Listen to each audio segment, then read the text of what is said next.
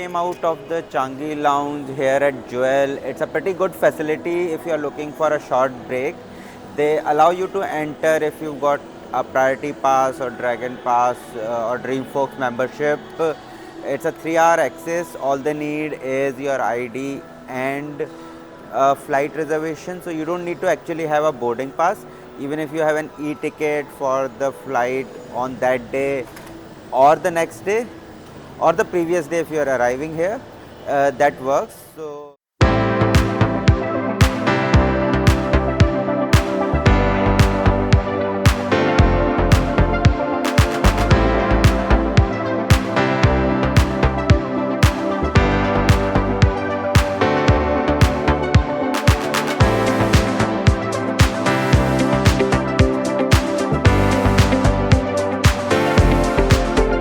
we just had our luggage submitted here, right here at the Jewel itself. It's such a smooth process.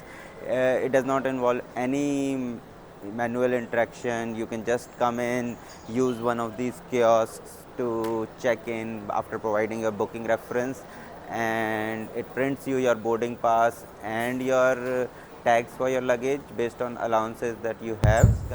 Once you're done, once you are done with it, all you need to do is to go back to the baggage drop area. Again, it's automated. There's a screen where you scan your boarding pass, provide all the details, agree to the disclaimers, then scan your passport, and it prints out a receipt for you and accepts your baggage.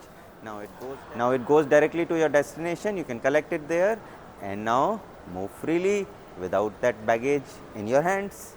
Now this facility may not be available for all the flights and all the operators, but most of the common ones are covered here. Let's now go and figure out what's the way to Terminal 4, the place where our flight leaves from. But since now we are ready, we can move past security and explore the Changi Airport, the big, vast airport, the best airport in the world is how it's ranked.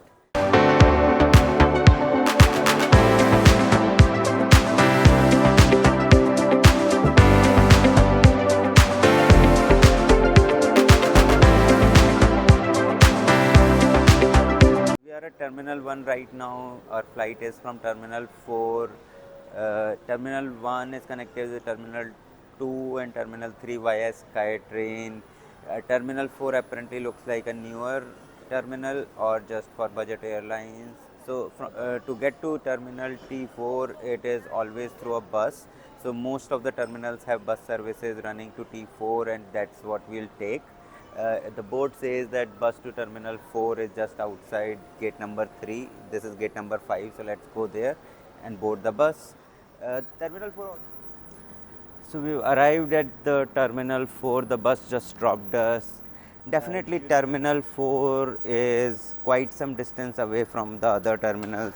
It was a bit of bus ride. So as you know, right, when we came in, we passed through the automated immigration. So we did not have to actually go through and talk to someone or answer questions. We just scanned our passport and we were in.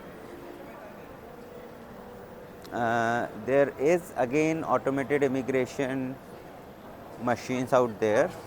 So let's see if we can use them directly.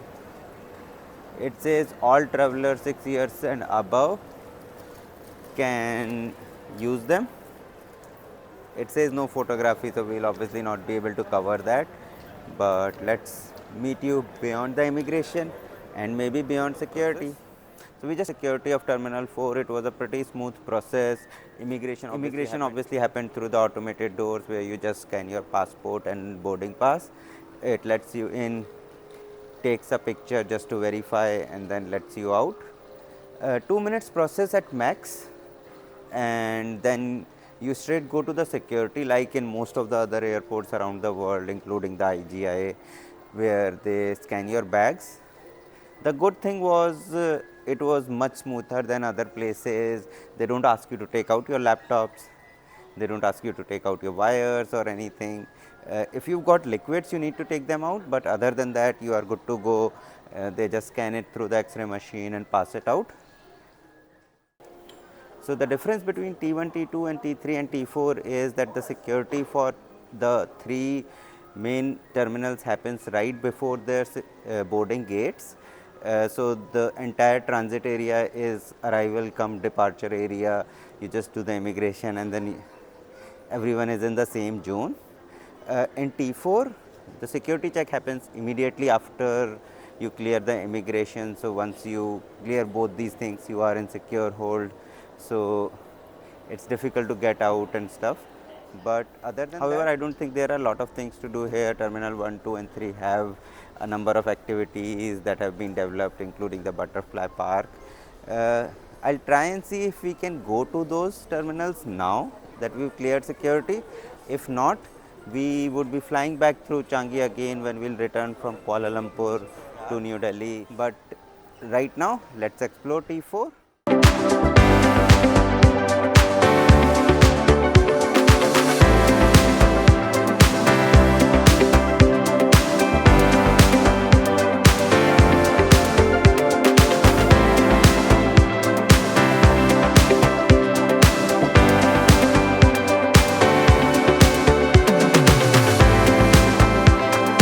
We come out of the lounge now after the breakfast and want to explore Terminal 4.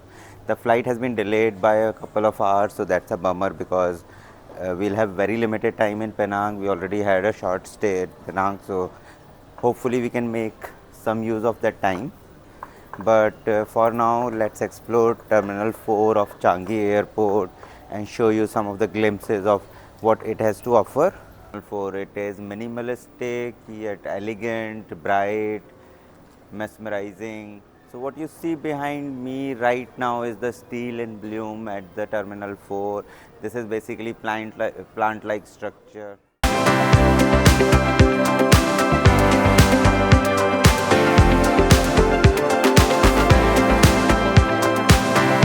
That's our gate G10, the flight to Penang 3K671 on Jetstar, scheduled now to depart at 10 a.m.